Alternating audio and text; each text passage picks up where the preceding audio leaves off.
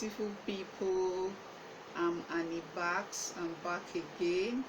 Good morning or good afternoon or good evening wherever you are watching me from, and I hope that you are keeping all the coronavirus safety measures, and I hope you've taken your vaccine. If you've not, I'm encouraging you to go take it. There is nothing to be afraid of. So today you can see I have a beautiful mannequin just by my side. I'm a fashion entrepreneur, as you all know, but if you are new here and you don't know, I'm a fashion entrepreneur, blogger. So today I'm going to be talking about body measurement for curvy people, curvy customers. You might say, what's the difference between a normal customer and a curvy customer? And the difference is not really much. It's just like for a curvy client customer, you need to pay extra attention to all their body structure, meaning that your measurements will not be the way you take like a normal measurement for. This is an ideal body shape, like an hourglass body shape. But you know, when you come to Africans, don't have this ideal shape is made mostly for models, and when you come to Africa, you meet different body shapes. You find some body shapes, especially if you're using what's it called, your measurement chart. You find out that some people are size 8 up and maybe size 14 up, so it is not totally proportionate the way this mannequin is looking so ideal and perfect. There is no ideal or perfect shape, but you know your shape is good enough for you. So you know, rock your clothes in your ideal body shape and you know, love yourself. So we're going to be concentrating on some key areas. I know you would have learned about how to take measurements, but sometimes there are some key sensitive areas where you have to be careful when you're taking your customers in those parts of the body. And it is advisable and it is wise, when you want to take your measurement, that you take the circumference first, meaning that the round part of the body first, because sometimes in you rushing taking measurements, you might, when you forget those parts, it's actually very difficult to go back to your customers to say you want to retake their measurement. It will look as if you're not serious. Or when you use formulas, you won't be totally accurate, though there are formulas for all those body parts. But it is ideal that you take your customers' proper measurements and document them.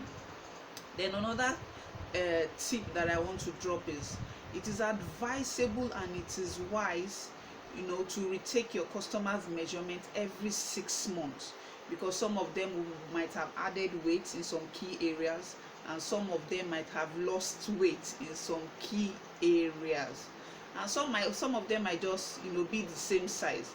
But it's appropriate and ideal that you retake your customers' measurement every 6 months, because you never can tell.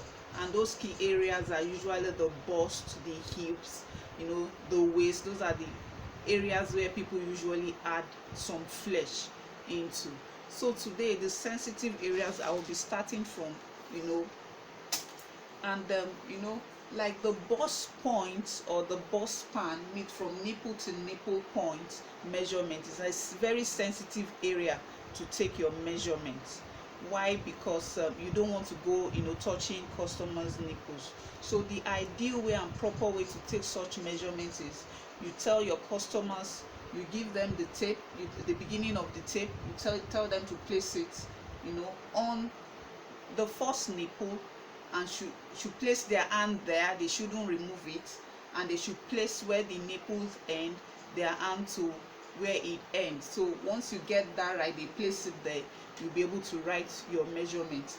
And when you're going around your customer's circumference, it is proper not to go touching their bust. It is not appropriate. Some of them might not say anything, but as you know, taking measurement professionally is ideal. You come to the side, you take it, your hand coming to the side, you know, take your hand towards the side. This is slippery because this is plastic. You come to the side instead of directly on their bust. You take your measuring tape round towards the side, then you take your measurement. So also if you're taking, you know, under their bust also, you take it towards the side also. Then if you're taking their hips measurement round, you come towards, take your hand towards the side. This is slippery, so it's not saying this is not a human being, so it's a bit slippery. You take the fullest part of the hips, you take it, your hands towards the side, and you note down your measurement. So you know, it shows that you respect their body parts and you do not you know, get your customers do not get angry when you are taking those measurements. It doesn't look as if, oh, you are taking advantage of touching, you know, all that part of their body. So it's appropriate to take your tape towards the side and take your measurement. And usually sometimes it's very difficult to be able to know where the natural waist is. It's advisable that you take your strings round your customer's waist, you tie it round their waist, just tie it round, you know, firmly. You tie it firmly and you leave it there while you are taking your vertical measurements. So by the time you're coming back to where the waist is, the movement of their body in those period of time would have moved the string right to the proper natural waist. Then you can now take your measurement round their proper natural waist. And sometimes some of us, we forget to take the measurements around the abdomen. The abdomen is in between the waist and the hips. The abdomen is in between the waist. Sometimes people call it high waist. I mean, yes, it's between the waist and the hips. That's where the abdomen is. Sometimes you don't take that measurement and it affects, by the time you're sewing, you find out that and your customer comes for fitting, it affects the structure of the clothes. So it's like advisable you take that measurement. Your abdomen measurement should be taken. Then when we're taking measurement for trousers, you know, ideally if you want to take the crouch depth, ideally you ask your customers to sit on a flat bench. They sit upright. You take your tape from the waist down to the flat surface of the chair to be able to get the crouch depth. But sometimes you don't remember to take such measurements. How do you now know such measurement? There's a formula for it. What you do is your hips measurement divided by 4. If your hips measurement is, let's say, assume is 40, when you divide it by 4, it gives you 10. So normally your crouch depth should be 10. It gives you 10, sorry, gives you 10. But if it's a male customer, you can use the 10. But if it's a female customer, just minus 1 to get, you know, a proper fitting, you know, firm fitting within that area. Then there's this crouch extension. You know, sometimes ideally, I know you can't go all this way around your customers, but some people do. But sometimes based for fear, or you know, just, you know, being polite, we don't go all the way taking this measurement. What you do is your hips measurement divided by 20. Whatever answer you get is your crouch extension. Is your crouch extension. Is your crouch extension.